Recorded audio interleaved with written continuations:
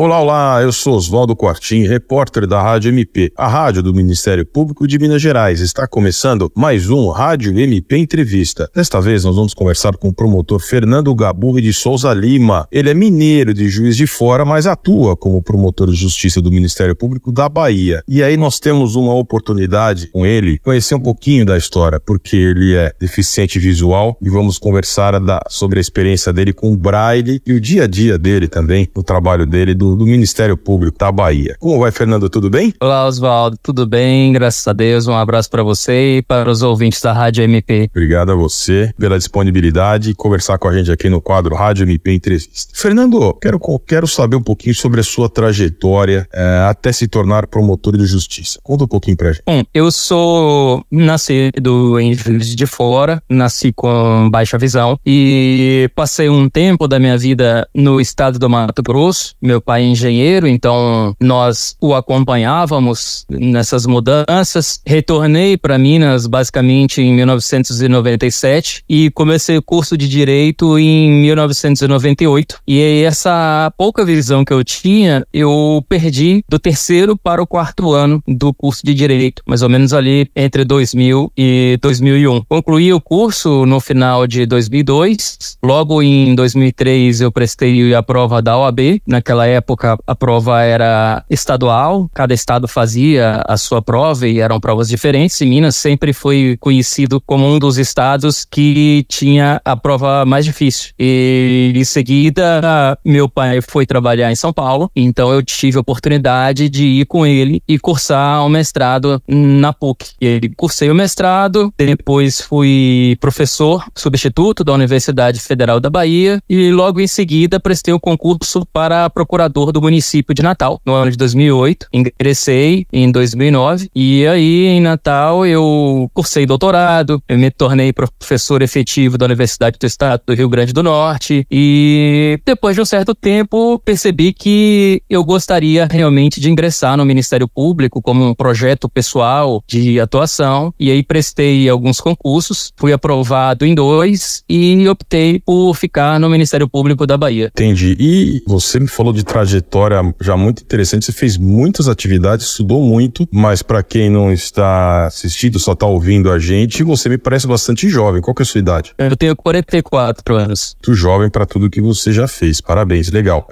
Quero saber um pouquinho dessa sua experiência, de você infelizmente ter perdido a visão.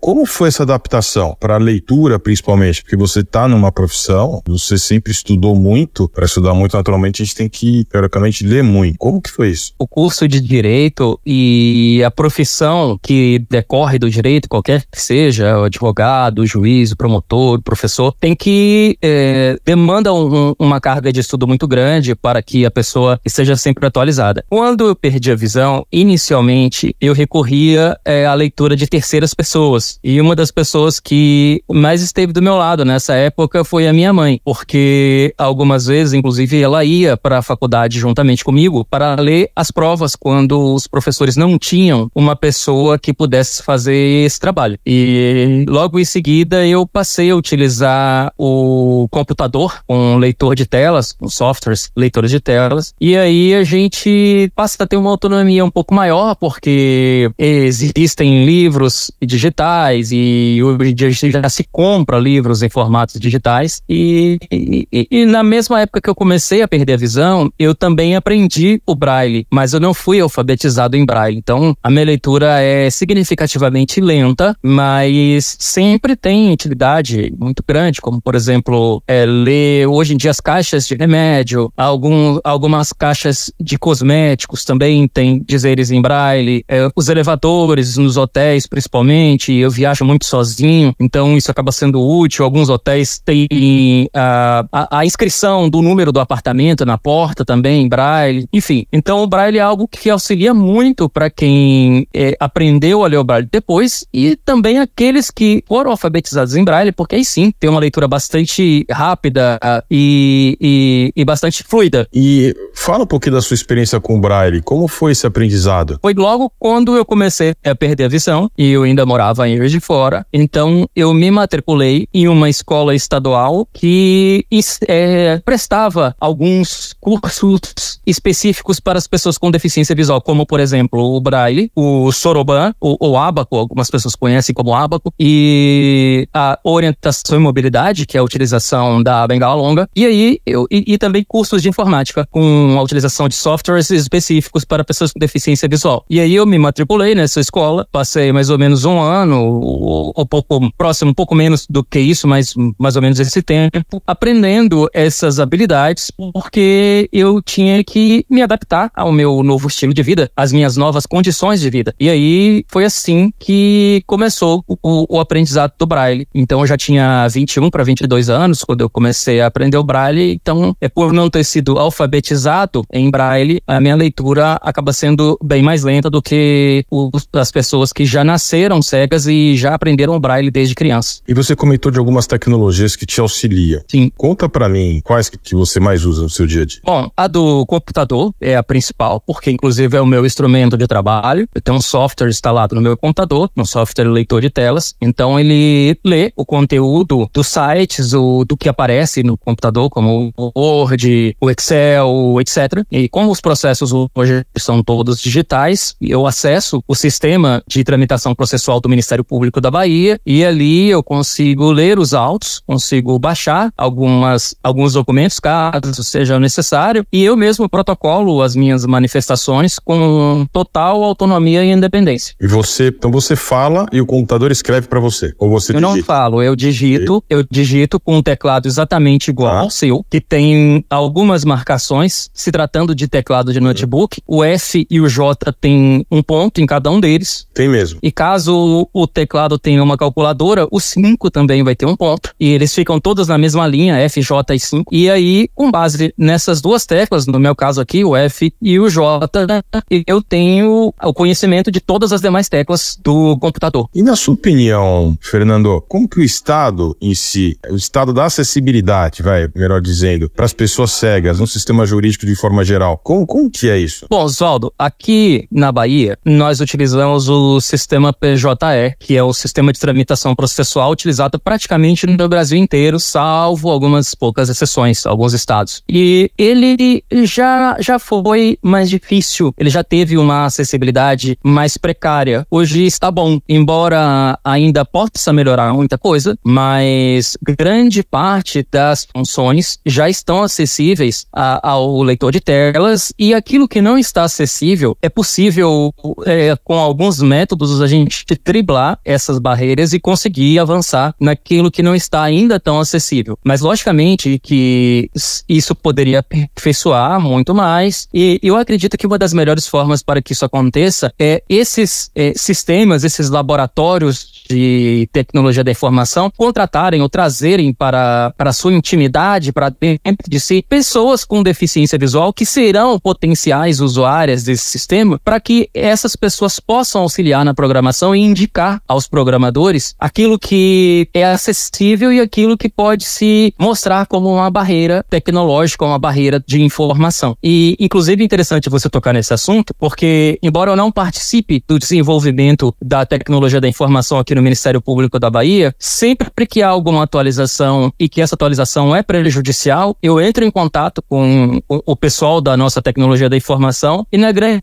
maioria das vezes, a gente consegue reverter aquela atualização que foi feita e que tornou alguma aplicação, alguma utilidade do nosso sistema inacessível. E como que normalmente é a receptividade? Você deve dar vários feedbacks, várias dicas, não só para o pessoal de tecnologia do Ministério Público onde você trabalha, mas de outros locais. Você costuma dar dicas em restaurantes, em hotéis, de melhorias, e se você faz, como que é a receptividade? Bom, eu costumo dizer que a pessoa com deficiência, ela vive numa situação de unanimidade, porque ou as pessoas gostam das pessoas com deficiência, ou não gostam e não têm coragem de falar que que não gostam. Então, sempre as nossas reivindicações, de alguma maneira, são recebidas. E, claro, que nem sempre são atendidas. E eu faço reivindicações, por exemplo, na nossa corregedoria, que é o órgão do Ministério Público que analisa, dentro das coisas, a produtividade do membro. E quando eu tenho algum tipo de empecilho, eu já levo ao conhecimento deles, dos corregedores, porque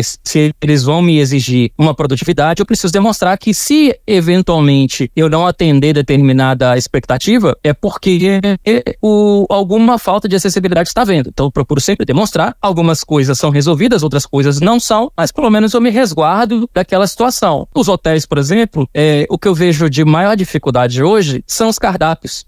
Já solicitei a vários deles que, se eles não têm condições de fazer o cardápio em braille, porque é mais custoso, e sempre que mudar o preço, teria que fazer uma nova reimpressão. Às vezes, o hotel, tendo um cardápio em PDF, já resolve para a grande maioria das pessoas com deficiência visual, porque elas vão poder ler o cardápio no celular, com o software do celular, ou então com o software do computador. E aí, falando no Braille, Dia Nacional do Braille, que é agora na segunda-feira, dia 8 de abril. E aí serviu de ideia, né, de sugestão pra gente conversar, pra gente ter essa conversa contigo. Qual que é a importância de ter um Dia Nacional do Braille pra você e principalmente pra conscientização da sociedade sobre a inclusão das pessoas com deficiência visual? O Dia Nacional do Braille é comemorado no dia 8 de abril, em homenagem ao aniversário de José Álvares de Azevedo, que nasceu nessa data e foi um professor brasileiro, o primeiro, que trouxe da França, ou seja, ele foi lá, estudou e trouxe para o Brasil o conhecimento da leitura e da escrita Braille. O Braille foi desenvolvido, pelo menos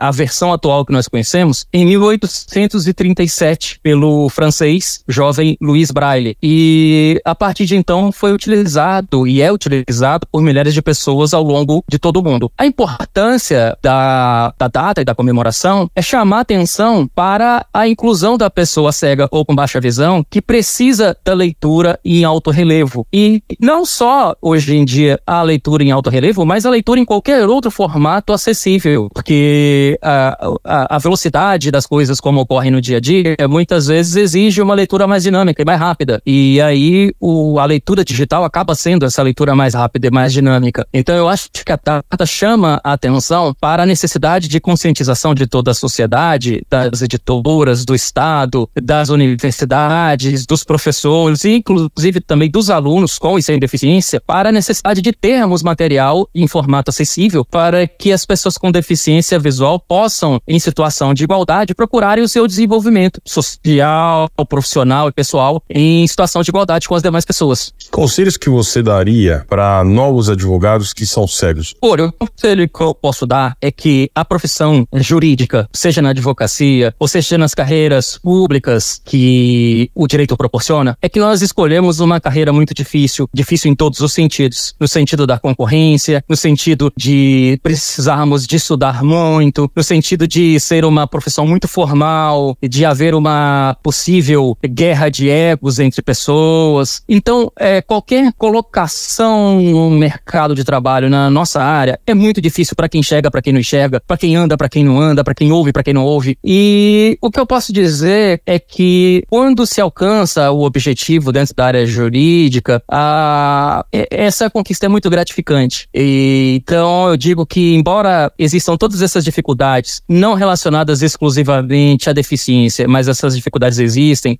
o conselho que eu posso dar é que a pessoa precisa muito de acreditar nos seus objetivos, nos seus sonhos, naquilo que planejou para si, porque quando alcança é uma coisa tão gratificante que chega a ser difícil de poder explicar com palavras. Então, por exemplo, eu posso dizer que eu me sinto plenamente realizado como promotor de justiça, era muito realizado como procurador do município, mas por vocação eu acho que o meu lugar realmente é no Ministério Público e valeu qualquer esforço, qualquer dificuldade que eu enfrentei para hoje estar aqui. Conversei com o promotor Fernando Gaburri de Souza Lima, que atua no Ministério Público da Bahia. Uma ótima conversa, um bate-papo bastante instrutivo e parabéns pela sua trajetória e continue sendo um exemplo para todo mundo, viu, Fernando? Muito obrigado pela boa conversa. Muito obrigado, um abraço a todos da Rádio MP.